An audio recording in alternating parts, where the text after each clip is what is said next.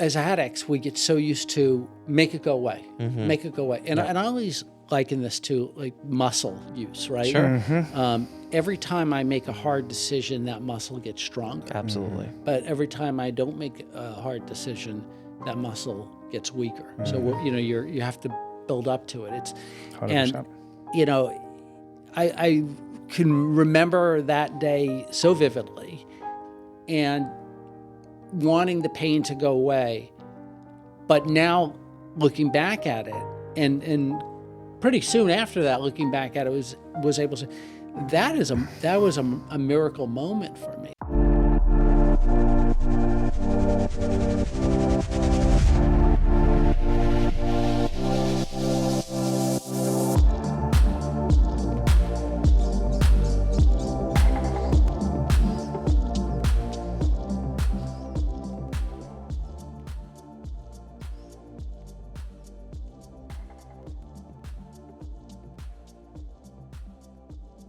Good afternoon, everybody. Welcome to Finding New Waters. My name is Graham Doerge, and I'm the CEO and founder here at New Waters Recovery. Thank you for joining us for our weekly podcast. We've got a fantastic guest for you today. We have Mr. Mark Kantor. Mark Kantor is a certified intervention professional with years of professional experience helping individuals and their families recover from addiction and other mental illnesses. Mark grew up on Long Island and graduated from American University in Washington, D.C. Before becoming an interventionist, Mark had a 20-year career in commercial real estate in New York City and Washington, D.C., where he was recognized as a top producer on multiple occasions.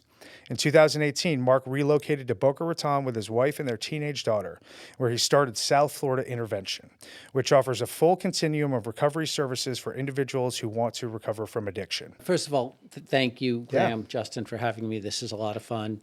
I love having these conversations, and I especially love when we talk about how we got here, what our stories are, because that's, for us, that's where the rubber meets the road. Absolutely. And the real answer is how I got here probably started, in 1972. Like many of us, we've been our whole lives, and then we stumble into substances or mental illness, and then we wind up here. But my story in terms of how I got into this business, how I came into the space, was I was in commercial real estate for 20 years. The first 3 years were good, and the next 17 were bad. But I had to stay in just to make sure, because one of my buddies said to me, he said, "For you, you've been 6 months away from the big deal for 6 months," and and then finally I got to a point where I had hit a spiritual crisis in my life, and I just had to surrender and had to admit, this isn't working anymore. I'm not happy. I don't want to, I have no interest in doing this. I have no intention of doing what I've been hired to do. I want out, and I don't know what that out looks like. Like where am I going from here? I have no better idea. And I went through what I would consider now a very necessary 3 or 4 month soul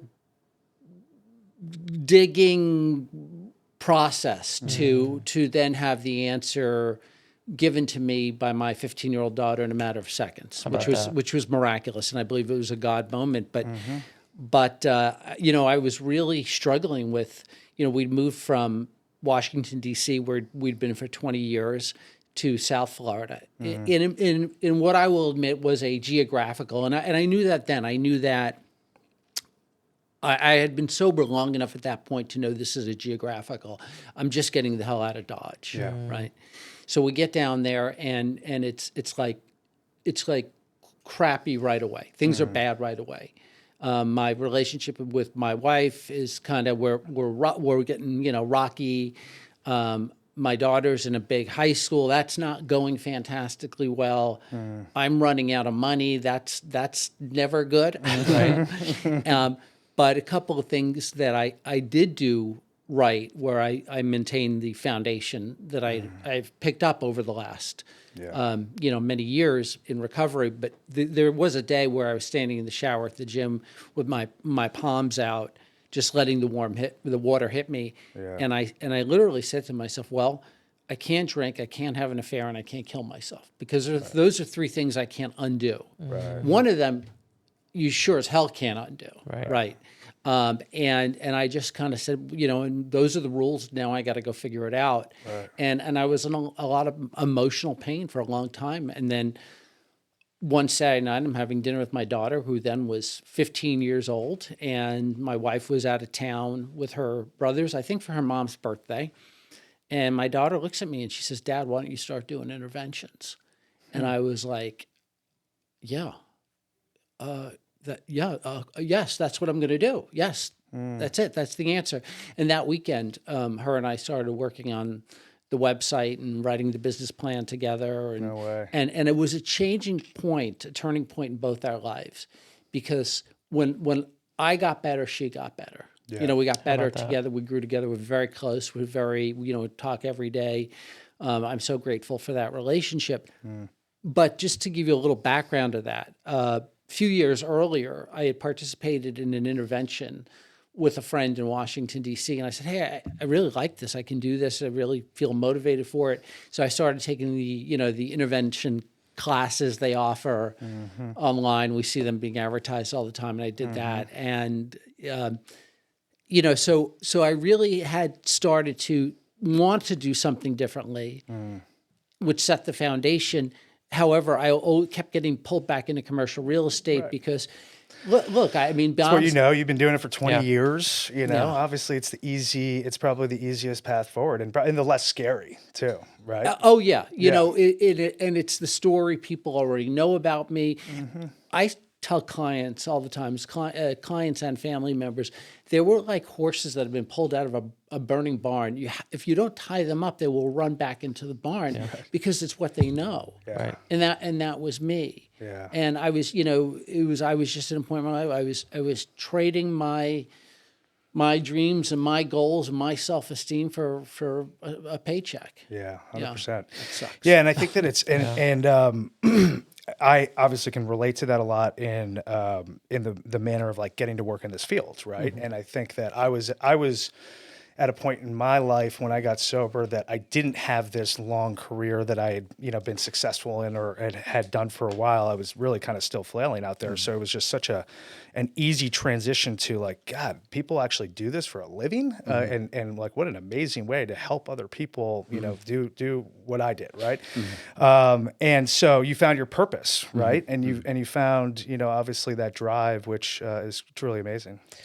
I'm curious, if you don't mind me asking, I'm just, I'm hearing you tell a story, so then you decide, okay, this is what I'm going to do. What did the kind of traction or the transition look like there? Was it like, okay, now I got to go find someone to intervene on, I guess, right?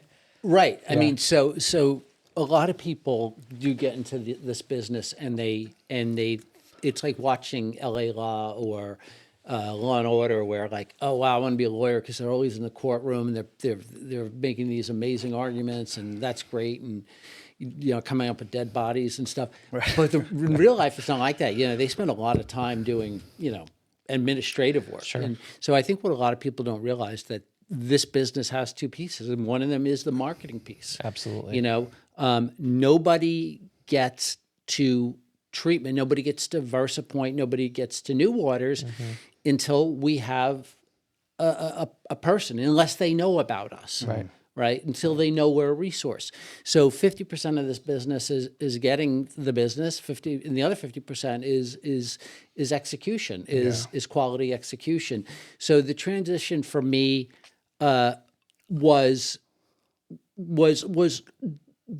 hard, difficult, but not hard in the way I had known hard in the past, because I really felt like I didn't have anything more to lose at that point professionally. I mean, I really was, done professionally in commercial. I wasn't holding on to anything.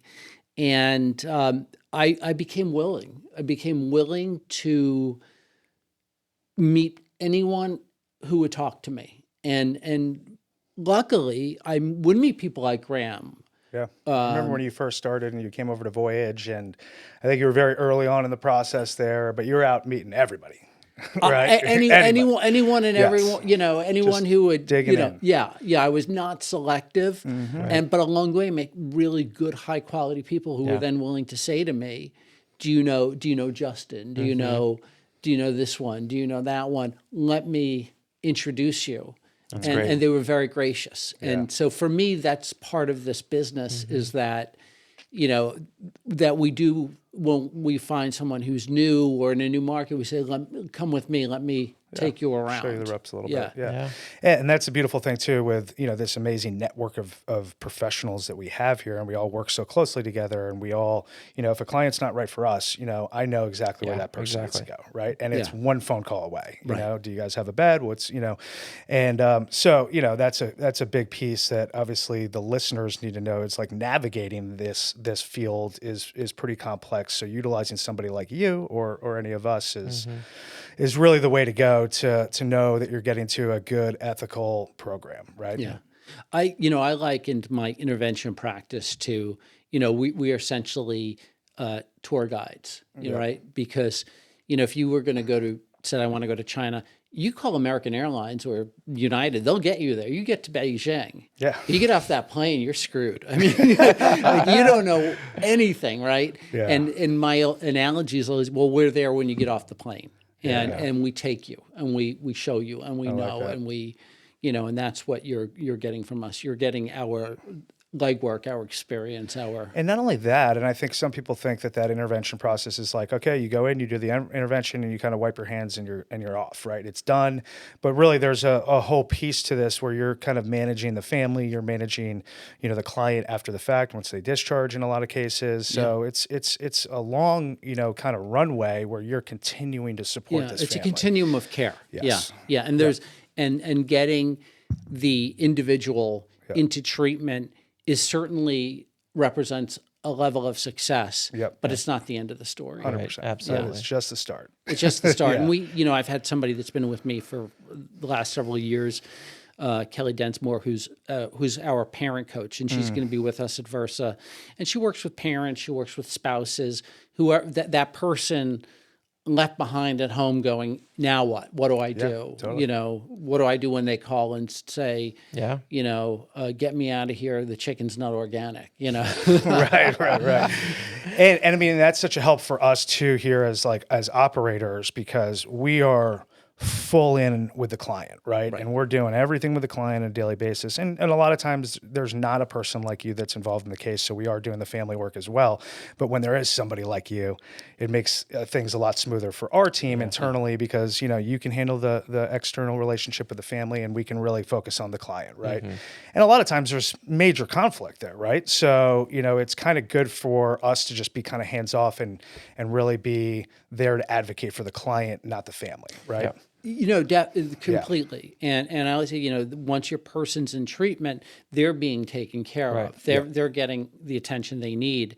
And don't forget, people don't walk into Versapoint or walk into New Waters or call an interventionist because they're on a winning streak. Right. They're in the midst of a crisis. Right. And their family's in the midst of a crisis. And it just radiates through everything. Yeah, Absolutely. 100%. But, you know, going forward, one of the decisions we made as a leadership team is that we're going to refer out interventions because, you know, to do an intervention right, it's not an hour, it's not 2 hours, it's 2 days. Yeah. You know, to spend time with the family, to do the planning, to arrange treatment and all the logistics, and then the work, and then everything. It's 3 days, it's 4 days, and that's if it goes smoothly. And that's if it goes smoothly. Exactly. Yeah. And then if you get somebody who's bucking and walks out, and, you know, then you're kind of chasing him for a couple of days or letting him fall on his face, you know, so to speak. It can be a drawn out process. It definitely can. I've had guys with me for 5 days where they're held up in a hotel and you're just checking in with them every once in a while. And, you know, they kind of start to come around, and then, well, maybe I'll go to, you know, a therapist, and maybe I'll go to, you know, as the consequences are mounting, or they realize they have nowhere to go, they start coming around. 100%. They become more agreeable. You mentioned, you know, kind of one form of success in that is, you know, getting the person to treatment. And I think, you know, this just came up for me, is I think the family, can sometimes be kind of fooled into that as well, is that, you know, everybody's in a crisis mode. They know that there's a need for change. There's an interventionist involved. The intervention happens, you know, successful entry to treatment. And then I think sometimes the family can do that too. It's like, okay, well, we've won, or like, this is good, right? They're where they need to be. Yeah. We've done our part. We've done our part, right? Breaks our kid. Yeah, but like you're alluding to, I think, the working with the family, the education, the support, the case management there to help them understand, like, this is not over yet. This is a good step, right? But one of many, right? Correct. Yeah. I mean, it's all about the family system. Absolutely. Right. I mean, it's all about the system, and you can. Geraldine Delaney, who is the founder of Alina Lodge, used to say, if I had a choice between taking the addict or taking the family, I'd say, give me the family. Yeah. Because if I can change the family, I can change the addict. Absolutely. And 100%. As an interventionist, you're not necessarily there to, to change the individual who's drinking or using. Sure. You're there to change the system, right? You're there to support one, help get the individual into treatment, and two, give the family the support they need to keep them in treatment, right? You're not there to be, you're not a travel agent, right? Because they do call sometimes, do you have anything in Hawaii? Do you have any, Right. But, and also, part of that too is, gosh, I just lost my train of thought. We'll cut that out. Sorry, go on. You were just saying. Well, yeah, no, it's definitely about the family. The sad reality of it is that, when we look at all the families we've served over the years, how many will invest a tremendous amount of money in getting their loved one to treatment, and won't do anything on their own, but none or very, very little money in actually doing themselves what they've asked someone else to do. Right. 100%. Absolutely.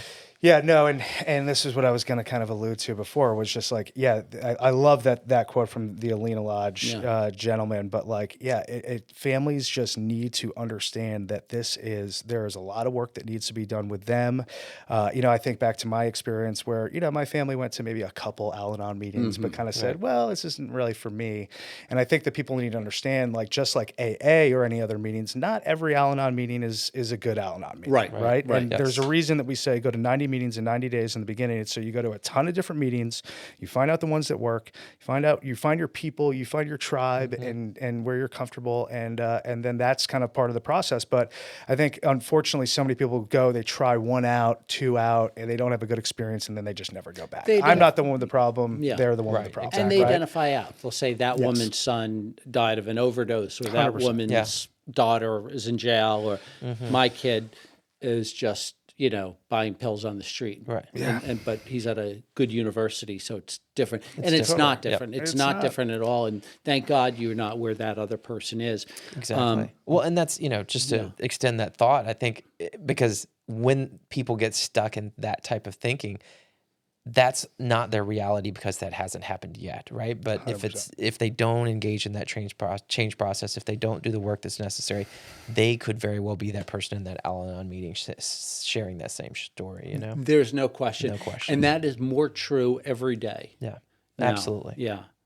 So, I agree. And, an Al-Anon can be a little more cumbersome than AA. Sure. AA has where we have a light atmosphere. We laugh. Yes. They cry. We. In AA, you can hear someone tells a story and says, "Well, when I was drinking, I fell off the 3rd story of a roof and." Right. Everyone laughs, and, because there's someone else in that room that's also fallen off a roof. Right. But in Al-Anon, they don't find that funny. And also in Al-Anon, they're very by the book in terms of they're going to read all this stuff, which.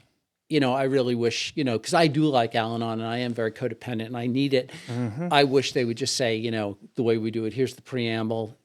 Justin's our speaker today. Let's get at it. Yeah. So, but no, absolutely. It's good stuff. So I love to switch gears a little bit because we're obviously talking a lot about intervention work, which is awesome, great information for all of our listeners. But I wanted to talk about Versapoint a little bit too.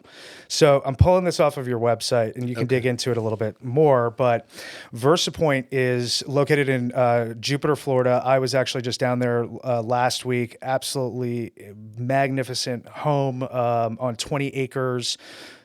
completely private, very high end.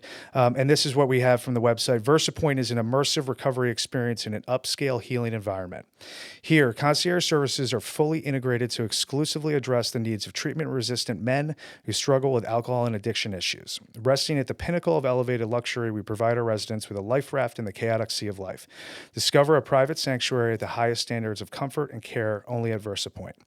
So tell us a little bit about why Versapoint, why you started this, and kind of what it's all about in the program. And Yeah, no, because there's a gap in the market. There's what we designed this for, what I like to call the I'm not client. This is the adult male, the successful, affluent, accomplished male who seemingly has a great life, right? I mean, their partner, their entrepreneur, they all those things are checked. The boxes are checked, except for one thing: their wife and kids can't stand the sight of them. right, I mean, that's a big thing, right? That's a big I mean, yeah, that's a lot of pain right here. So we want to design a program for these men who are traditionally treatment resistant. They're the I'm not client. I'm not going for 30 days. I'm not going to share a room. I'm not going to this. I'm not going to, they're laying out the rules of all the things that are not going to do. Yeah. Meanwhile, their families are highly traumatized and Right. afraid of them because they, any addict, just to go off on the side for a second, any addict is naturally skilled at creating a buffer zone around them of fear. Do not enter that zone. Right. And if you do, you will be met with resistance, unfair threats, manipulation, all kinds of unpleasantry. So we wanted to design a program that it would be, for lack of a better expression, an easy sell for the interventionist, for the therapist, for the referent, for the family members to say, okay, we know you're not going to go to treatment, quotes, but would you go here for 14 days? I guess, yes, I'll do that. Okay. So philosophically, we do, we know that, and through research, we know that longer term treatment is better. Better outcomes. Typically. Better outcomes. Yeah. It's like 90 days is, they say is that magic number. But and that the 12 steps work, right?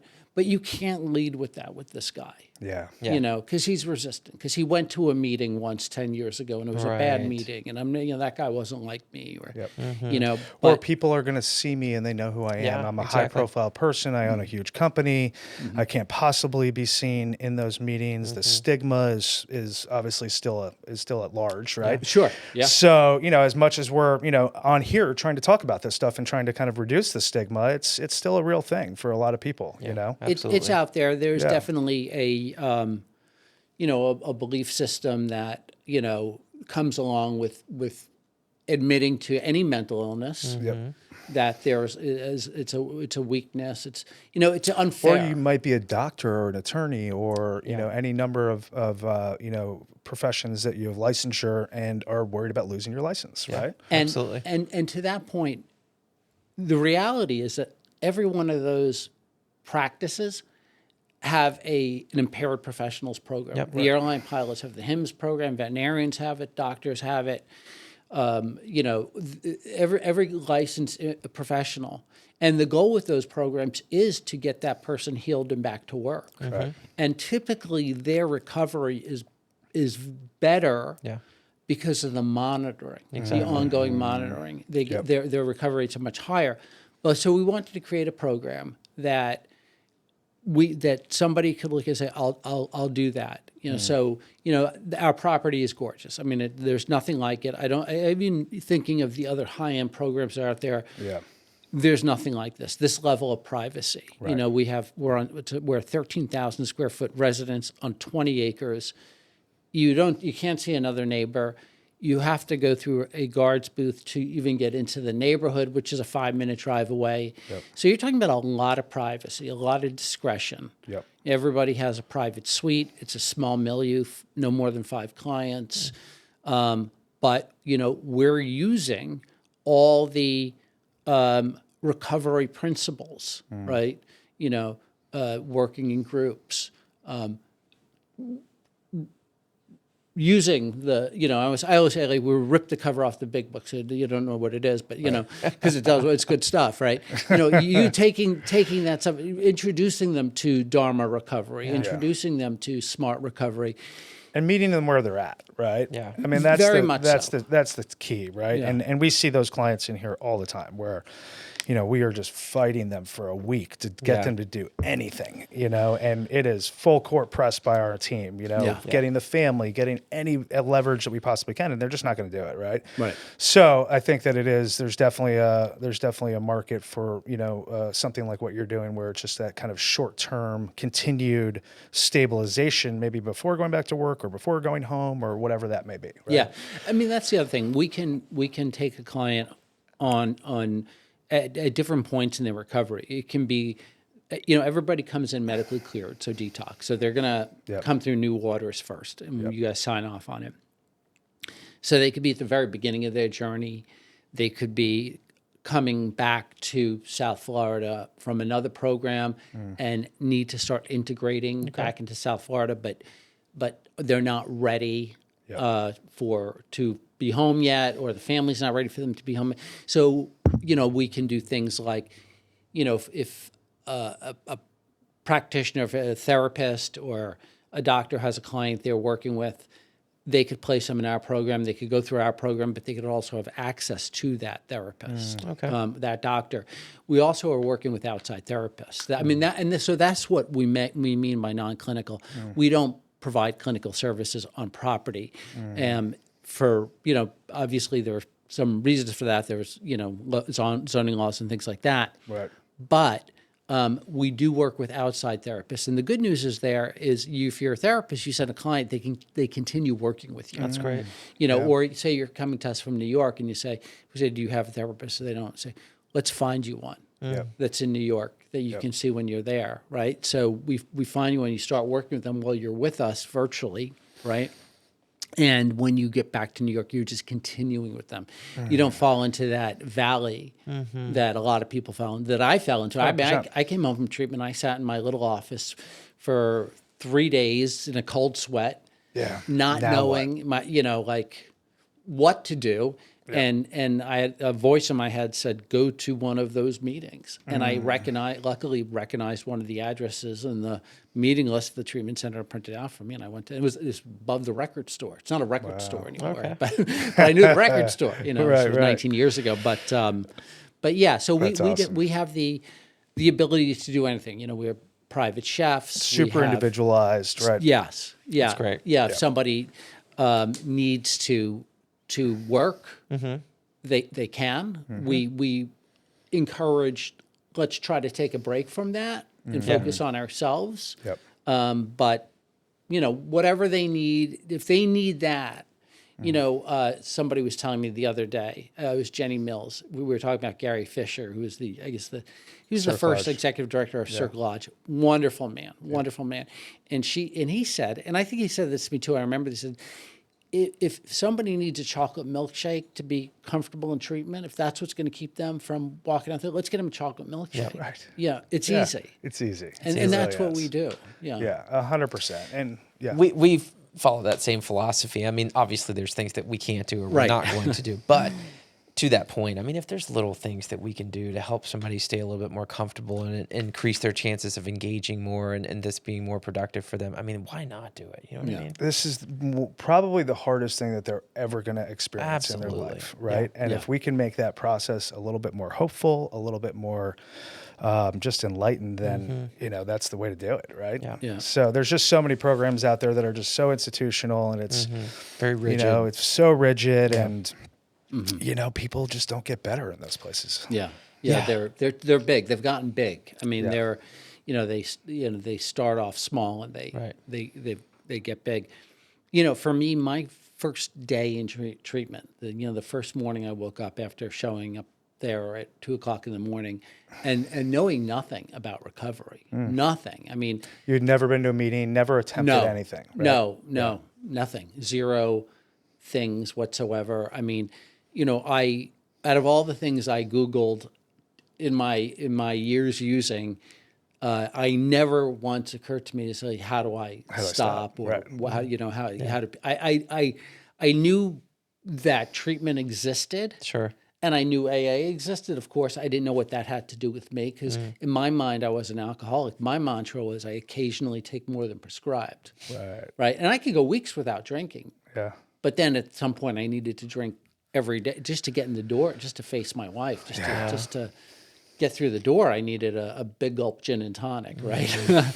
And Horrible. so I woke up that first morning in treatment and everything hurt, because I used so many different drugs, illicit and otherwise, pills, alcohol, massive amounts of caffeine, sugar. I was 100 pounds overweight, nicotine gum, shop, so, the treatment center I went to at the time, the original Betty Ford Center, they did not have caffeinated coffee. So it was ugly. I mean, it was ugly. So I woke up at that. A week-long headache. Oh, my God. I woke up that morning and I laid on the ground and I literally cried. I just cried. And it's interesting because... But you kind of need that, right? Need at that point, like you Yeah. have to feel that pain and you have to feel like, I remember when you're talking about this, I remember those feelings so well. They're still so alive in me, and those initial days and the terror and all that. And what is life going to be like? Like, what does this even mean for me moving forward? Just make it go away because, as addicts, we get so used to make it go away, make it go away. And I always liken this to like muscle use, right? Sure. Every time I make a hard decision, that muscle gets stronger. Absolutely. But every time I don't make a hard decision, that muscle gets weaker. So you have to build up to it. It's 100%. And I can remember that day so vividly, and wanting the pain to go away. But now looking back at it, and pretty soon after that, looking back at it, was able to. That was a miracle moment for me. That's that was probably, that laying on the ground and crying was, the me now would look at that person and say, "Good, you're doing doing work for the first time. You're feeling your feelings. You're for feeling the your first feeling. time in probably 17 years. Yeah, and you're in it. Yeah. You're in it. You're in it. Yeah, 100%. You're in it. You're on your way. 100%. Yeah. Yeah, it's a beautiful thing, man. And this has been so fun catching up with you, and we really appreciate you coming here in person to see the place and to get on the pod. Do you want to give everybody your website and any links or social media? Sure, I do. Yeah. Thank you. And well, first I want to thank you for having me. You've been wonderful in introducing me to people. You've definitely been one of those people that said, "Come, let me introduce you. Let me take you around. Let me." And I really appreciate that. Absolutely. I'm grateful to you for that, and it is fun. I do enjoy it. 100%. I really enjoy where I'm at. I'm grateful for where I am in life, and I'm grateful for my journey and your journey. Awesome. So our website is versapoint.com. It's VERSAPOINTE.com. Perfect. And our social media is Versa_point. At Versa_point. And anyone can reach me or text me anytime at 202-390-2273. That's my mobile number. We don't have a main number. Yep. You're gonna get you if you give a call. You give a call, you're gonna get me, or you're gonna get Kelly. Yep. And or Michael. And I think that's the mark of a true professional in this field. Just put your cell phone number out there and you just call me. Just call me. You got a problem. I know people are always amazed that I'm so sorry. It's 9:00 at night and on a Saturday. And I'm like, this is is literally what what we we do. do Yeah. all the time. Yeah. You know, Yeah. 24/7. We're answering the phone. That's what we do. So, and we will put all of Mark's information, on the website and on the podcast. So if you guys are looking for that info, it'll be there. But thank you so much for being here today. Great talking to you, and we Same. will see you guys next week. This Thank is you. awesome. Thank you, Mark. guys. Yes.